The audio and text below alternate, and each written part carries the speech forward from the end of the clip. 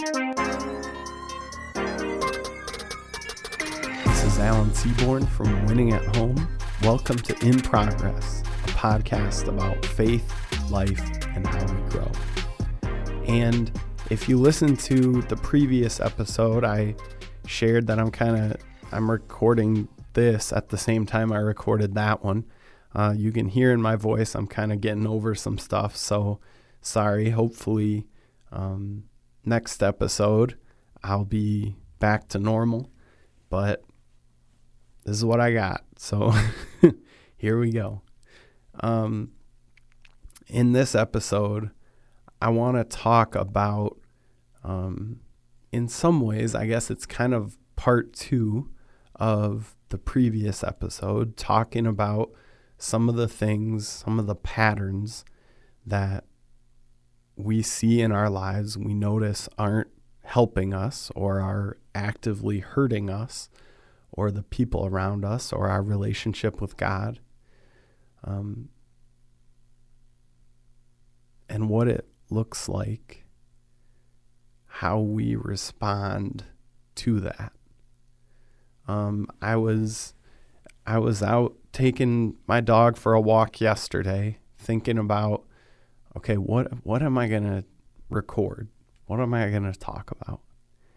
And I was thinking about, now initially maybe you go, okay, wait a sec, where's this going? But there's a show on Netflix that Annalise and I have been watching recently. It's called The Repair Shop. And it's this, it's set somewhere, I think, in the United Kingdom. And there are, 5 or 6 different specially skilled craftspeople who work on, for the most part, family heirloom kind of stuff. And so people bring in, furniture that they say they're like 60 now, and they say, I remember this in my grandma's entry room, and I wasn't allowed to touch this furniture, and it's kind of fallen into disrepair, and now I want it as kind of a reminder of grandma. And they'll work on fixing cracks and putting together furniture that's kind of falling apart, or ceramics or paintings or whatever, all this different kind of stuff. And as we're watching it, I'm thinking about how we don't really do a lot of that. I was like, I wonder if this, because it's located in the UK instead of in America, I wonder if that's part of why so many people have these sort of heirloom level things that have been passed down from generation to generation to generation. And maybe that's the case for most people. Maybe it's just, my family and extended family that, okay, that stuff isn't really, a part of our history. And maybe that's part of it, but I think it's also kind of part of it that we in America kind of think, okay, if something's busted, we throw it away and we get a new one. And I think that's probably true in most parts of the world where people have the disposable income to do that. But I think in a lot of ways, what that does for us is it tempts us, or it makes it really normal and natural for us to expect to just go the easy route on a lot of things. And so I've been thinking about how often the process of something, the growing pains along the way, they bump us out, or they discourage us, or they bring us to the point basically where we go, all right, I think I'm just going to give up on this new habit, this new version of me, this new level of faithfulness or obedience or whatever the case may be in your life. But Annalise and I, after I had already thought about recording this, we were talking last night about how when you're already doing a bunch of new stuff, when you're already working on a bunch of different things and trying to be faithful to starting some new stuff or obedient in following along with some of the things that God's been laying on your heart,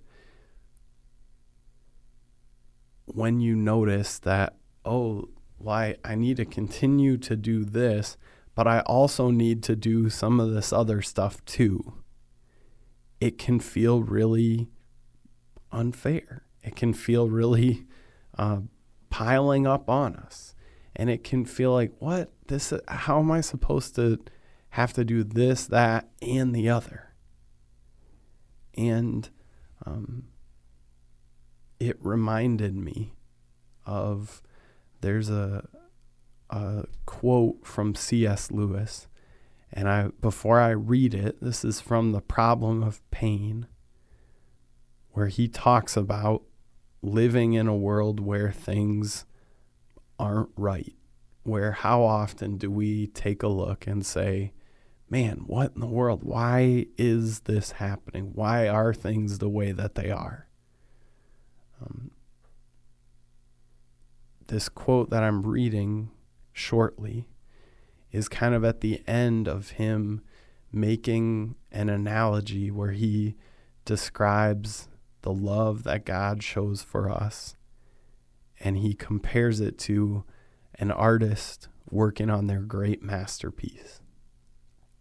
And he writes about how the painting, if it could feel anything, would feel pain, annoyance, and stress along the way as edits, scraping, repainting, and the whole process of creativity takes place.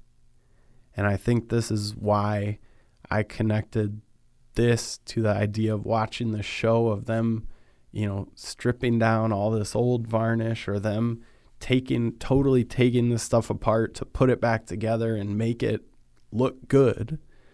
But in the meantime, the process is painful and painstaking. And so C.S. Lewis then, he makes the jump from talking about a painting to talking about God's work in our lives. And he writes this: in the same way, it's natural for us to wish that God had designed for us a less glorious and less arduous destiny.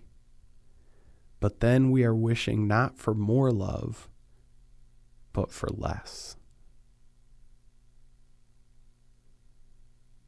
And I pause there because I want that idea to sink in. God calls us to deeper growth, surrender, and holiness because he knows how much more we can experience if we let go of the things that are holding us back. But being in that process, being in the middle of it, really the reason that I called this show In Progress is because I started to think through what it feels like. And you know that if you've listened to many episodes, you know that my unknown weird health thing was in a lot of ways what drove me to a bunch of the different things that I've really started doing in many ways with my life. It's what started me recording these episodes, because I wanted to share kind of what the process looks like. It led to me writing, and I found out that that's a really great thing for me, and it allows me to communicate my ideas exactly the way I want to every time, right? But the reason that I started doing both of those things was because I feel like it's kind of, I don't know about normal or easy, but I think it's just sort of what we see typically. People talking about or writing about or, whatever it is, just kind of saying, okay, here's step 1, here's step 2, here's step 3. And what I know for me is that, okay, those are the steps, but there's been a lot of internal and external turmoil related to these steps of faithfulness, related to these steps toward health, related to these steps of, like I talked about last episode, letting go of some hurtful, destructive behaviors and patterns, and the process. It's hard, and the process is not something that we naturally are drawn to, not something that naturally appeals to us. I want to read a couple verses from Romans chapter 5. Paul writes in verse 3 and 4. Not only that, referring to what he talked about before, but the part I want to look at is what he says next. But we also rejoice in our sufferings, because we know that suffering produces perseverance, perseverance, character, and character, hope. And again, I'm pausing there because I want this to sink in, that Paul, who did know what suffering was, who lived out a lot of things that are unbelievable. When you read through the stories that he was involved in throughout his life, it's shocking that that guy just put one foot in front of the other and said, I'm going to be faithful and I'm going to do what God called me to do.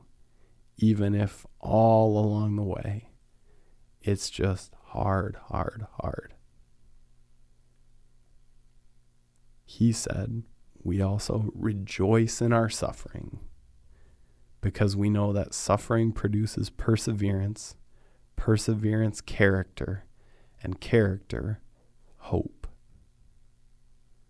And I want to remind all of us, wherever you are in that process, maybe you can relate to this analogy that C.S. Lewis uses to kind of connect the idea of God continuing to work on us. What feels like in this analogy of the painting being poked and prodded and being lacquered and, started with one color and then painted over with a different one and scrape some of that off and do this over. All of that because of his deep, deep, deep love for us. God wants to help us move past and let go of these hurtful, destructive things that have been part of our lives and that we're tempted to continue to carry into the future. He wants us to experience freedom. He wants us to experience life. Now, that doesn't just happen naturally. That doesn't just happen comfortably and easily and without surrender and sacrifice and letting go and all the things that Christianity calls us to, that when we're honest, they don't sound really that great, right? And what we find is on the other side of this stuff, on the other side of surrender and sacrifice and letting go, what Paul writes, suffering produces perseverance, perseverance, character, and character, hope. See, what we see God as the master artist doing and working for and toward and on in our lives is perseverance and character and hope. And that's amazing. That's amazing. And that's what he's calling us into.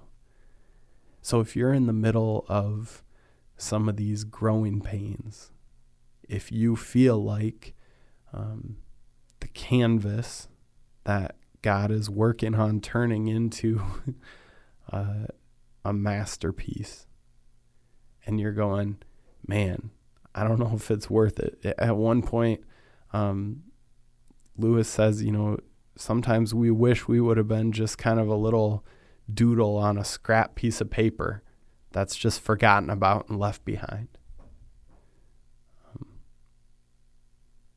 But what God is doing and what God can do and what God wants to do is so much more.